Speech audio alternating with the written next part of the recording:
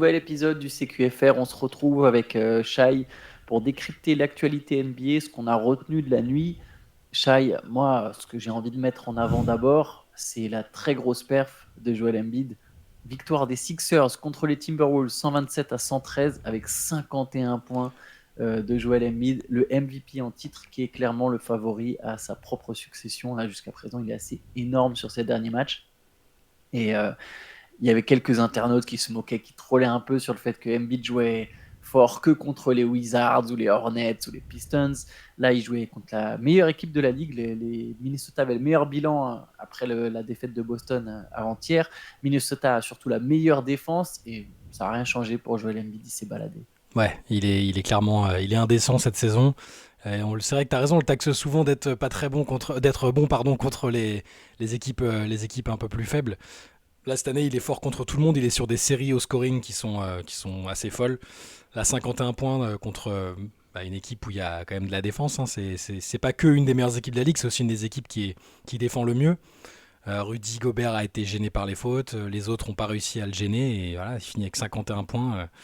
Alors il est à la fois en train de sa campagne pour le peut-être un back-to-back est plutôt bien lancée. Hein. On avait fait la première MVP race, on l'avait pas mis premier, mais il était déjà dans la discussion. Euh, voilà, la prochaine va pas tarder à tomber. S'il continue comme ça va être compliqué de pas le mettre en tête. Et l'autre campagne annexe, l'autre quête annexe un peu du meilleur scoreur, je pense qu'il est plutôt pas trop mal parti aussi vu les. Il a 35 points de moyenne. Il est largement en tête pour Le le pire, classement du meilleur Le score. pire, et il l'a dit lui-même après ce match-là, et il a raison, c'est qu'on n'est pas du tout sur une impression d'un mec qui force pour marquer à tout prix. Il le fait avec une facilité plus importante encore que tout ce qui. Il a toujours eu des facilités à scorer, Embiid. C'est pas un mec qui a besoin de faire beaucoup de choses pour marquer. Il est tellement fort. Mais là, je l'ai jamais trouvé aussi facile. Comme il est un peu libéré d'un poids, le style de jeu de l'équipe lui convient bien, et il n'a pas besoin de beaucoup de minutes pour faire ses cartons. Il est incroyable. Là, c'est 17 sur 25 au tir, 17 sur 18 sur la ligne. Alors, je conçois et je comprends. J'en ai lu pas mal cette nuit qui râlait un peu sur le fait il obtenait trop de coups de sifflet faciles. Mais c'est un art aussi de savoir obtenir des fautes. Euh, Après, est-ce qu'en playoff, il aura les mêmes coups de sifflet? C'est une autre question. Mais là, on parle de saison régulière et il va sur la ligne avec une facilité déconcertante, au même titre qu'il score de manière hyper déconcertante. Il est très, très, très fort cette saison. Ouais, je pense que là, en fait, la saison précédente, cette saison et sans doute la suivante, c'est les 3 meilleures années de Joel Embiid en carrière. Mm. Après, maintenant, c'est à voir est-ce que les Sixers vont réussir à capitaliser. Donc, l'an dernier, ils ont fait demi-finale de conf. Cette année, malgré le talent d'Embiid, on a du mal à les voir aller au bout. On verra l'an prochain, on verra s'il y a des changements en cours de saison. Mais ouais, on est sur du Embiid au sommet de son art, quoi. Il maîtrise complètement son sujet. 17 sur 25 au tir, tu l'as dit. C'est marrant parce qu'avant le match, il disait. Alors, il y a eu cette déclaration après le match, mais avant le match, il disait aussi qu'il n'était pas fan d'isolation, etc. Enfin, tu vois, qu'il captait que Mm. c'était pas le meilleur basket. J'ai l'impression que Nick Nurse a vraiment réussi à l'inspirer à jouer, en tout cas à capter toute l'importance du mouvement du ballon. Par contre, c'est quand même le deuxième match de suite où il n'y a que deux joueurs qui scorent, Ouais. Embiid et Maxi. Donc, ils avaient pris 51 tirs à eux deux lors du match précédent pour une défaite. Là, ils en ont pris 49. 49, Maxi met 35 points. Ils sont encore les deux seuls joueurs à mettre plus de 10 points. Il n'y a pas un autre joueur qui atteint la barre des Ouais. 10 points. Mais bon, voilà, si Embiid en met 51, là, forcément, ça change la donne. Et ouais, belle victoire de Philly. D'ailleurs, alors, je ne sais plus combien il met dans le troisième quart-temps, mais il met quasiment tous les points dans le troisième quart-temps. Et Philly finit fort pour aller chercher cette victoire contre la meilleure défense et la meilleure équipe, on l'a dit. Donc, c'est quand même un succès très probant, je pense, pour les Sixers. Ouais, c'est bon, c'est bien de voir aussi Maxi continuer à. Même, et bien sûr que tout coach, toute équipe aime bien avoir. On aime bien avoir des 4-5 joueurs au-dessus des 10 points. Ça veut dire que le ballon tourne bien, que tout le monde est impliqué. Mais c'est bien aussi quand tes stars identifiées sont présentes. Et là, les deux sont très, très, très présents, honnêtement. Tyrese Maxi continue de faire une saison de calibre All-Star. C'est forcément un tout petit peu plus éclipsé parce qu'Embiid est à un niveau colossal. Mais il répond, il fait plus que répondre aux attentes. Maxi aussi est toujours dans la course pour l'MIP, probablement favori à l'heure qu'il est avec un ou deux autres garçons. Mais Philly, c'est très bien. Philly, ça continue. À ce stade de la saison, c'est bien de les voir aussi toujours tutoyer les sommets à l'Est. Yes, allez, on enchaîne avec une équipe qui est en grande forme. Ah oui, si, j'avais une stat sur Embiid. Ouais. Sur ses 10 derniers matchs à lui, il a plus de 39 points par match et 60% au tir, et c'est 9 victoires de Philadelphie. Mm. Et sur les 5 derniers, il y a 4 fois où il a fait 40 points ou plus. Ouais. C'est impressionnant. Enfin bref, il est sur une série. Il est pas descendu sous les 30 points depuis la mi-novembre. C'est Ouais. c'est vraiment exceptionnel. Allez, j'enchaîne donc avec les Clippers. Les Clippers, c'est la grande équipe en forme. Ils ont décroché 9e victoire de suite. Ils Ouais. sont allés gagner à Dallas, 120-111 pour les Clippers. Il n'y avait pas Paul George, il était malade, mais voilà, on a Kawhi Leonard qui lui aussi est en forme. 30 points, 10 rebonds, 5 passes pour Kawhi, 17 points, 11 passes décisives pour James Harden. Les Clippers, pareil, ont compté jusqu'à 22 points d'avance. Dallas revient bien, ils reviennent même à 1 point à Ouais. la fin. Mais un 9-0 derrière, un 9-0 de Los Angeles. 28 points, 9 rebonds, 10 passes. Tiens, c'est marrant, ce matin, il était à 10 rebonds et ils viennent de lui enlever un rebond, je pense. La NBA, il était en triple-double. Doncic, Luka ouais, Doncic. ouais, j'ai vu qu'ils avaient Il, retiré un. il lui a enlevé un rebond, du coup. Ouais. Ouais. Bon, il frôle le triple-double. D'ailleurs, j'en profite encore un bon match d'Exum. Hein. Ça n'a rien à voir avec Il défaite fait, des il fait Mavericks, une mais Exum très fait une bonne. très belle saison. Ouais, il est sur une très bonne dynamique, ouais, c'est ça. Je me demandais, je l'ai toujours connu avec des problèmes physiques. Il est parti en Europe où il a été bon. Ça fait partie des bonnes recrues pour les Mavs. Ouais. Bon, les Mavs aimeraient bien avoir leur effectif au complet à un moment, je pense quand même, parce que on a du mal à cerner vraiment leur plein potentiel. Il y a toujours Luka qui est là, qui fait. Là, c'est un mauvais match de Doncic, c'est ce qu'il faut se dire. Hein. C'est-à-dire qu'il est sur Oui, une oui, 9 telle, sur 25. Ouais. il est sur un tel niveau. C'est la première fois depuis. Il avait fait une série de 11 matchs à au moins 30 points. Là, c'est la première fois qu'il descend sous les 30 points depuis 11 matchs. Et un peu maladroit. C'est considéré comme un mauvais match pour lui cette saison. Donc c'est pour dire, il porte une charge assez énorme depuis que Kyrie est absent là, depuis 6 matchs. Donc il n'y a pas que lui, il y a d'autres joueurs, d'autres role-players qui manquent aussi. Donc ce sera bien de voir les Mavs au complet. Mais les Clippers, que dire des Clippers, ils ont plus du tout envie de perdre en 2023, on dirait. Ils veulent continuer la série. Jusqu'à la fin de l'année. L'équipe tourne très bien. Au-delà du terrain où ça marche très bien, on l'a dit, tu l'as dit, Kawhi toujours, on le répète, après chaque victoire, il est au-dessus, c'est le patron pour moi, il y a aucun doute là-dessus. Même l'atmosphère, elle est quand même, elle est bien et moi, ça a toujours été une de mes interrogations, la manière dont ces joueurs-là allaient interagir entre eux, les statuts des uns et des autres. Quand tu vois après l'Eurostep de Kawhi, tu vois l'action dont je parle là, il fait un espèce d'Eurostep où il enrhume je sais plus quel défenseur de Dallas et il marque le panier. Immédiatement, tu as Westbrook qui mime le geste sur le banc, qui est mort de rire, et à l'autre bout Ah, du mais terrain. c'est. Ah Ah, non, ok, ok. Pardon. ouais, Je confonds avec quand le match précédent, quand Westbrook célébrait chaque panier d'Arden au quatrième bah, carton. ouais, Ouais, ouais, ouais. ouais, mais Westbrook, il est ça fait partie du truc, hein, ça fait partie de ce que je dis, c'est-à-dire il est dans un rôle de très bon coéquipier. Donc là, tu as Westbrook qui mime l'Eurostep en mode ouah, trop chaud, et Harden de l'autre côté qui est en train de se replacer après l'action et qui est pareil, mort de rire en train de mimer. Donc, il se crée quelque chose. Je pense que Tyronn Lue n'est pas étranger à la bonne entente dans l'équipe parce que c'est une de ses qualités aussi quand même. C'est ce qu'il a toujours réussi à faire, même quand qu'il a eu des stars ou non. Donc je continue de bien aimer ce qui se passe en attendant. Le côté pessimiste en moi me fait dire qu'à un moment il y aura peut-être quelques obstacles, notamment au moment des playoffs, parce que malheureusement par réflexe on s'attend à des blessures de Kawhi ou Paul George, à un changement de personnalité de James Harden, mais pour l'instant il faut pas bouder le plaisir. Pour les fans des Clippers, ça joue bien, c'est très efficace, ça donne envie de voir des gros matchs de cette équipe-là en playoff aussi. Pour l'instant, y a rien à dire, l'année se finit très très bien pour eux. Ouais, ils ont repris une place dans le top 4 de la conférence Ouest. Là, ils sont quatrième. Ouais. Ils sont quatrième. C'est quand même important pour Los Angeles, je pense. C'est pas forcément d'avoir l'avantage du terrain, mais de pouvoir, a priori, jouer un adversaire un peu plus faible sur le premier tour, histoire de se lancer, continuer à se mettre en confiance, etc. Donc voilà, cette série, elle fait du bien. Elle va finir par s'arrêter à un moment. Ouais, c'est pas très grave, mais Je vois ouais. pas les Clippers gagner 16, 17 matchs de suite comme les grandes équipes. Euh, mais c'est clair qu'il y a une équipe qui défend fort, qui est de plus en plus efficace en attaque, qui a trouvé sa bonne formule, Ouais. qui a un bon banc, qui a de la taille, qui a de la défense, qui a des qualités athlétiques, qui a du shoot. Il y a vraiment beaucoup de choses dans cette équipe Ils sont capables, à suivre. ouais, ils sont capables de se passer là, sur un match ponctuellement d'un Paul George. T'as Amir Kofi, hop, allez, 39 minutes, c'est parti, débrouille-toi. Euh, Il est bon. Bien sûr, il Il est bon. était très bon dans le match précédent. J'ai pas vu ce match-là, mais Ouais. dans le match précédent, il Mais était même en très fait, bon. la saison dernière, quand il a les fois où il a été amené à jouer, il a toujours fait plutôt de son mieux et ouais, ça tourne bien, le banc est bien. Daniel Tice apporte quelques minutes intéressantes à l'intérieur. Du coup, on parle plus trop de l'absence de Mason Plumlee qui était quand même pas, qui était assez important dans la rotation. Tout clique, c'est très bien pour eux. Yes. Allez, on va enchaîner avec la très grosse victoire de Boston à Sacramento. Boston avait besoin de se réveiller après la défaite contre les Warriors. Ils se sont relancés directement. Victoire 144-119. Ouais. Sans Jason Tatum, mais il y avait Kristaps Porzingis qui rejouait. Et en fait, bon, le 5 majeur a roulé comme à son habitude ou presque, a roulé sur celui de Sacramento. 28 points pour Jalen Brown et Derrick White. Derrick White, il a quand même enchaîné 2 matchs assez dingues. Il fait 10 sur 13 au tir.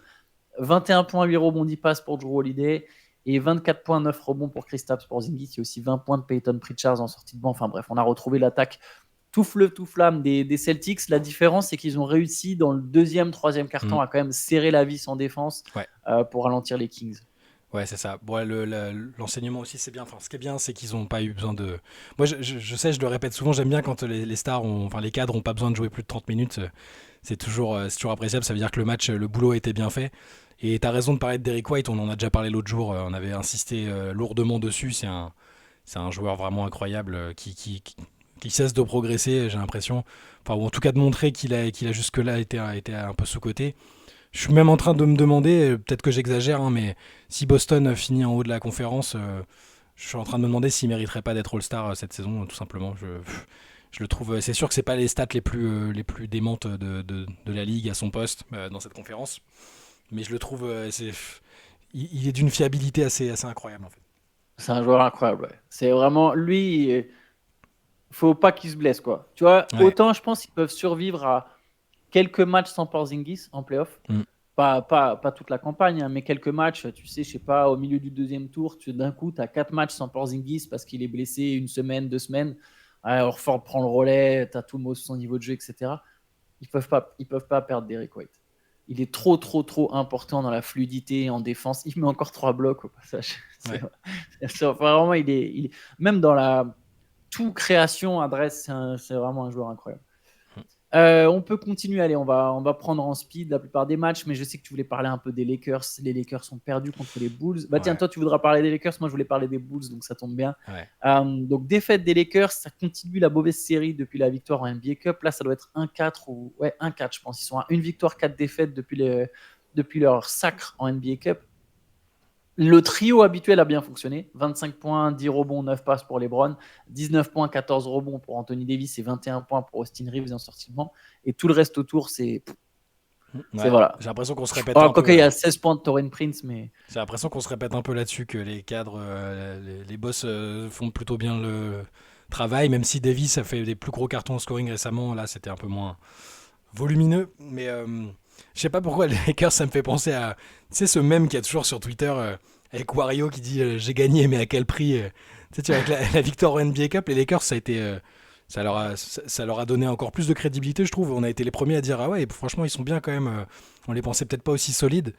Et derrière, la gueule de bois, quoi. Enfin, là, les défaites s'enchaînent et bon, c'est peut-être la fin d'année, c'est un peu dur. Ils vont trouver ils trouveront des solutions. Ils ont pas, c'est pas une équipe de jeunes premiers, mais bon, là, c'est vrai que ça fait plusieurs matchs où on les trouve globalement un peu insipides, même avec LeBron et Anthony Davis qui font le job, même avec Austin Reeves plutôt, enfin, toujours percutant en sortie de banc. Je, ouais, on va voir si ça va les pousser peut-être à. Bon, ça va très vite. Hein. Il y a 10 jours, on disait ah, ils sont bien, franchement. Pourquoi pas les imaginer aller loin à l'ouest et tout. Et puis là, il suffit d'une série de mauvais matchs pour qu'on change d'avis ou qu'on ait envie de changer d'avis. Mais ouais, c'est pas hyper. Forcément, c'est pas hyper rassurant de les voir comme ça. Et je me demande quel est l'impact de la NBA Cup là-dedans. Est-ce qu'ils n'ont pas eu une forme de relâchement? Est-ce que c'est conscient, pas conscient? Je J'ai pas encore la réponse. mais je pense qu'on avait quand même souligné le fait que ça serait une équipe irrégulière, que c'est une équipe Mhm. irrégulière. Parce que c'est pareil, en début de saison, ils ont démarré, c'était poussif, puis c'est allé mieux, puis là, c'est nouveau poussif. C'est une équipe qui a des phases, qui a des cycles. Mais mais je pense que c'est une équipe qui va bouger. D'Angelo Russell, il met 2 points. Rui Hachimura, il est pas du tout dans le même. Il n'a pas du tout le même impact que ce qu'il avait en playoff. On voit que Darvin Ham, il cherche sa rotation. Christian Wood, il est sorti de la rotation. Ouais. Gabe Vincent, il est revenu de blessure. Il faudra voir. Il a joué 14 minutes. Cam Reddish, il a maintenant plein de temps de jeu, mais je ne suis pas convaincu, malgré le fait qu'il fasse des bonnes perfs, je ne suis pas convaincu qu'il reste longtemps. Tu vois, c'est un peu comme Lonnie Walker qui, à un moment, il marchait bien avec LeBron, puis il a disparu, il est revenu en playoff, il a redisparu. Ouais. Jared Vanderbilt, on le voit presque plus, alors que c'était un joueur phare. Pareil, pour leur défense, défense. pour leur défense, il est super important. Enfin, il était super important. Il était tellement capable de défendre sur plusieurs postes que. Il y a une recherche. Il y a une recherche de nouveau de la bonne formule. Il y a les 3 joueurs clés, ok. Peut-être que Taurean Prince a sa place lui aussi dans le 5 majeur, parce qu'il est capable de mettre des shoots. En tout cas, hier, il en a mis, mais pareil, lui, il est très irrégulier. Il y a une recherche aux Lakers. C'est pas la version définitive, sauf que le temps passe. Maintenant, Chicago, 7 victoires en 10 matchs sans Zach LaVine. Je pense que c'est évident que le jeu est moins prévisible. Et que la balle tourne mieux en attaque sans LaVine. On voit le danger vient de partout. Encore 8 joueurs à 10 points ou plus. Il y a 27 points de DeRozan, 27 points, 9 passes de DeRozan. Il y a quand même un joueur qui porte l'équipe. Mais voilà, derrière, autour, tout le monde joue. Kobe White est très, très juste au scoring depuis plusieurs matchs. Caruso est un joueur tellement précieux. Je pense que les Bulls... Le banc a été bon aussi, d'ailleurs. 11 points d'André Drummond. Il y a 14 points d'Ayo Dosunmu. Jaron Carton met 10 points. Je pense que les Bulls ne vont pas tout casser. Je pense que les Bulls ne vont pas tout casser. Juste LaVine, quoi. Peut aller chercher les playoffs, en fait. Ils vont juste trader LaVine, quoi. Bah, peut-être LaVine, peut-être LaVine. Enfin, peut-être, là, c'est-à-dire que ça marche tellement bien. Entre le fait qu'il y a ces rumeurs-là et que l'équipe tourne bien, c'est compliqué. Enfin, ou alors ils arrivent à le réintégrer et ça se passe bien, mais ça semble compliqué. C'est ça. En fait, s'il arrive à... Tu vois, la manière dont joue Kobe White, il faudrait que LaVine, il s'en inspire, mais juste que LaVine, en voyant cette série, prenne du recul et se dise, OK, mon équipe, elle tourne bien. Peut-être que c'est à moi, là, de me réintégrer. Peut-être que c'est à moi de me réadapter à mon équipe qui est en train de bien tourner. Je ne sais pas s'il a ce recul-là. Ça demande une force mentale, une compréhension, une conscience, etc. Je ne sais pas s'il a tout ça. Faut que les coachs aussi, il faut que DeRozan, faut qu'il y ait un message qui soit passé. S'il arrive parce que c'est quand même un meilleur joueur que Kobe White. C'est un meilleur scoreur. Donc si Kobe White arrive lui à prendre un rôle en sortie de banc, bon, c'est Ayo Dosunmu, on fera sans doute les frais parce que lui, du coup, sans doute jouera moins, alors que là, il est plutôt bon. Mais il y a moyen de créer quelque chose. LaVine ne sortira pas du banc, ne sera pas 6e homme, ça n'existera pas à Chicago. Je sais que ça peut sembler intéressant de se dire, LaVine, il rentre et c'est un scoreur, on le fait sortir du banc. Non, ça ne se passera pas. Mais voilà, peut-être essayer de réintégrer LaVine si ça marche pas, le trader. Mais en tout cas, l'équipe s'est rapprochée des playoffs. Ils sont proches du play-in. L'équipe joue bien. Comme je disais l'autre jour, l'équipe est matable, comme on nous avait dit de le dire pendant la head session. Elle est très très matable comparé à ce qu'on voyait au début de la saison. Moi, je pense par contre que le trade de LaVine est déjà acté. Alors, je sais pas quel trade, je sais pas où, mais je pense qu'ils sont partis du principe qu'à la deadline, il sera ailleurs. Quel que soit. Il y a encore beaucoup de temps jusqu'à la deadline. Voilà, non, mais quand je dis le trade, c'est le trade avant la fin de la saison. Ils vont pas finir avec LaVine dans l'équipe. Après, est-ce que il doit être réévalué aussi, sa blessure doit être réévaluée? Est-ce qu'ils vont pas faire traîner un peu les choses? T'as peut-être raison, peut-être qu'il est capable d'envisager la situation différemment, de prendre du recul. Son style de jeu va pas dans ce sens-là. Et je dis ça pas négativement, je le répète que c'est un joueur que j'aime bien. Mais je pense que les Bulls ont compris quelque chose, ont compris que c'était la formule avec LaVine avait vécu et qu'ils avaient besoin d'autre chose maintenant, qu'il a toujours une valeur importante et que là, en tablant sur ce qu'ils sont en train de faire maintenant, qui est très intéressant, ils peuvent cibler leurs besoins en fonction de ce que peut leur apporter LaVine. On verra, mais moi je pense que c'est déjà entendu, parce que tu te rends compte, ils sont passés c'était l'équipe la plus... C'était moribond, quoi. Tout le monde disait ils vont droit dans le mur, ils vont trader 1, 2, 3 joueurs... et là, ils sont revenus dans la discussion pour les playoffs, le play-in, enfin peu importe, mais je les imagine pas ne pas bouger maintenant pour LaVine. Enfin, quand je dis maintenant, ne pas bouger avant la deadline, LaVine et récupérer d'autres choses. On verra, c'est pas. Yes, à suivre. Et je te propose qu'on enchaîne un peu en speed sur tous les matchs Ouais. qui restent. Il y en avait un paquet. Alors, les Cavaliers ont battu le Jazz 124-116 sans Donovan Mitchell, Hmm. mais avec Sam Merrill qui vient de rebattre son record. Ah, Du il est coup, il a chaud, mis hein. 27 points. Il a mis 27 points. C'est marrant parce qu'il y avait Craig Porter à un moment on se disait, ah, lui, il va vraiment s'imposer, c'est le rookie non drafté. Il a Alors bon, là, il disparu. était titulaire, un Porter. Bah, Ouais, il a ouais, là, quand il même a joué. joué, mais avant ça, il avait un peu Ouais. disparu, ouais, c'est clair. Ouais, et il score plus, mais bon, il y en a un autre qui se révèle. Bon, Sam Merrill, 27 points. Alors, c'est pas un rookie, mais il y a un autre joueur qui se révèle. Euh, Qu'est-ce que je voulais dire? Je ne sais plus. Bon, bref, sur les Cavs, je ne sais pas si tu as quelque chose à dire, mais voilà, c'est toujours intéressant d'aller chercher une victoire sans Mais aucun de tes trois joueurs ils, majeurs. ils sont intéressants parce qu'ils ils- comment dire ils font le dos rond alors qu'ils ont, tu te rends compte, enfin j'en l'ai redit la dernière fois qu'ils ont gagné, mais tu joues sans Garland, sans Mobley pendant 2 mois pour l'un et on sait pas combien de temps pour l'autre, au moins 8 semaines, mais c'est une blessure au genou, donc ils vont pas, et c'est un peu l'avenir de la franchise, ils vont pas presser son retour. Donovan Mitchell pas là et t'arrives à gagner des matchs quand même, donc et dans un contexte où aux États-Unis en ce moment ça parle que d'un trade de Donovan Mitchell. J'ai écouté 2 podcasts hier, c'était Ouais. centré sur les joueurs qui vont être tradés prochainement. Dans les 2 podcasts, c'était Donovan Mitchell qui était numéro 1 ou 2 des mecs, des joueurs les plus forts et qui étaient à la fois les plus susceptibles d'être tradés. Donc malgré cette atmosphère compliquée, ils tiennent quand même bien le coup, les Cavs. C'est tout à leur honneur, je trouve. Yes, les Pacers ont battu les Hornets 144-113. Ouais, Indiana se relance un petit peu. C'est ça y toujours est. cool de jouer Charlotte quand tu as besoin de te relancer. Charlotte, Détroit, Washington. Et on a retrouvé l'attaque de feu. 19 points, Ouais. 13 passes pour Tyrese Haliburton, 25 points de Buddy Hield. Beaucoup de joueurs ont marqué. Je sais pas si tu as forcément quelque chose à dire sur ce Non, match.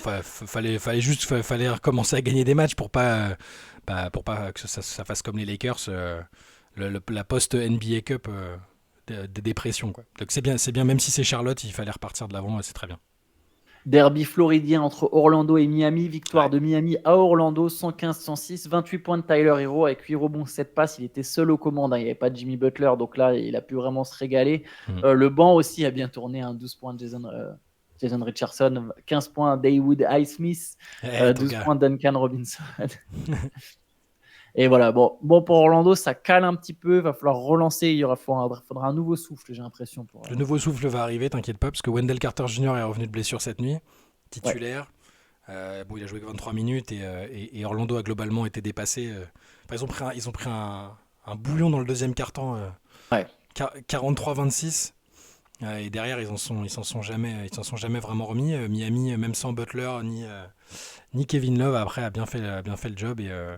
Ouais, alors Orlando, oui, je pense qu'il y aura le second souffle. Je me fais pas trop de soucis. Je pense vraiment que le retour de Carter va faire du bien. Ils vont se réhabituer à lui va se réhabituer à l'équipe et ça va le faire. Orlando qui est talonné par New York. New York qui a battu les Brooklyn Nets 121-102. C'est la première fois depuis 4 ans que les Ouais. Knicks vont s'imposer à Brooklyn.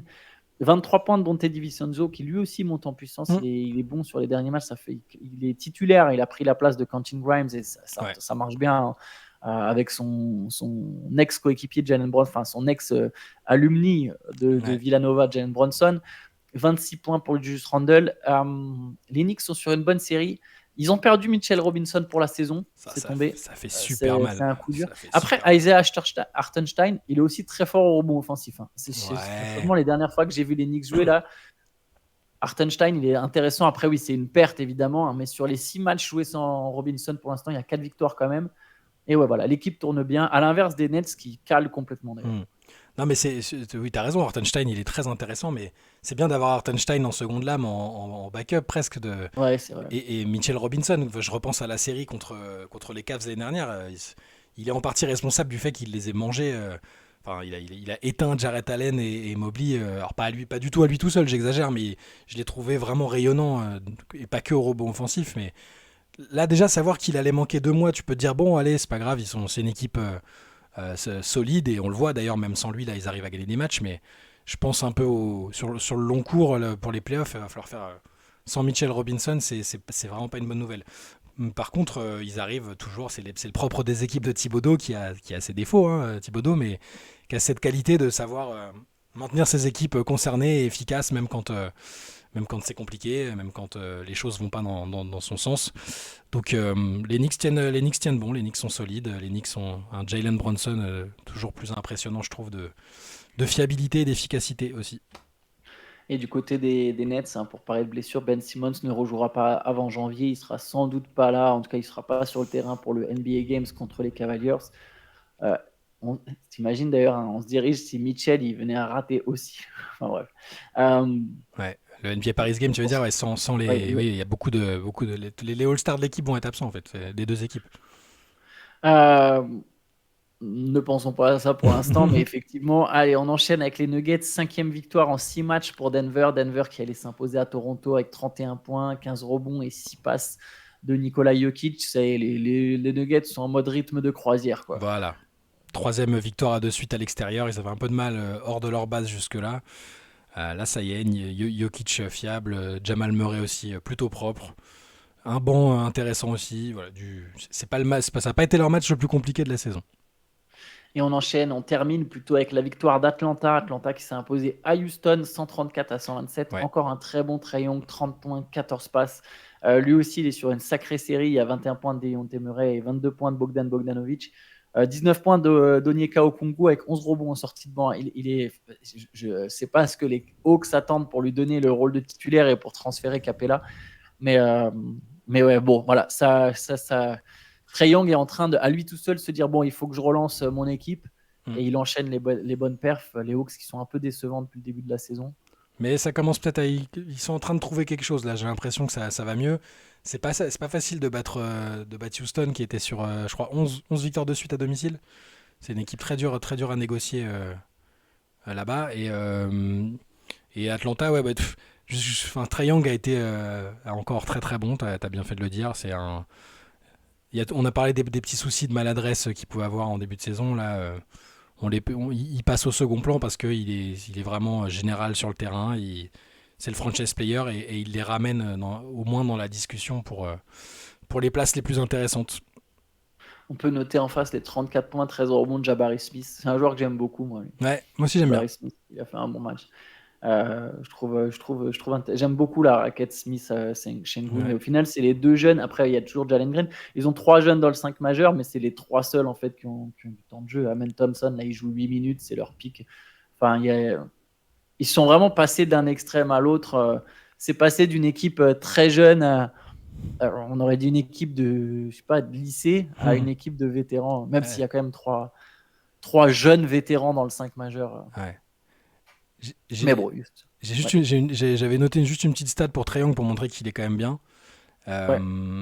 Donc là, il fait 30 points, 14 passes cette nuit. C'est son 5e match consécutif à 30 points, au moins 30 points, 10 passes. Les deux derniers qui avaient fait ça, c'était Westbrook en 2017 et Michael Jordan en 89. C'est pas Ça mal. va. C'est pas mal. C'est pas mal. C'est pas trop mal. Voilà.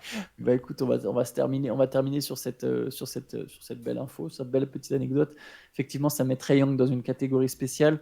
On se retrouvera demain pour un nouveau CQFR, évidemment. Il y aura aussi le replay de la Late Session sera posté cet après-midi sur la chaîne YouTube. Exactement. Et vous pouvez toujours continuer de nous envoyer jusqu'à demain matin, en gros, Ouais. vos questions pour le CQFR, le fameux CQFR du samedi. À chaque fois, j'oublie l'adresse, mais Antoine est toujours là pour nous le rappeler. Alors que c'est cqfr.rivers@gmail.com. bidon, hein, je sais pas pourquoi, mon cerveau n'assimile pas. Voilà. Pas de souci. Bon, allez, bonne journée à tous. Ciao, ciao. Ciao, bonne journée.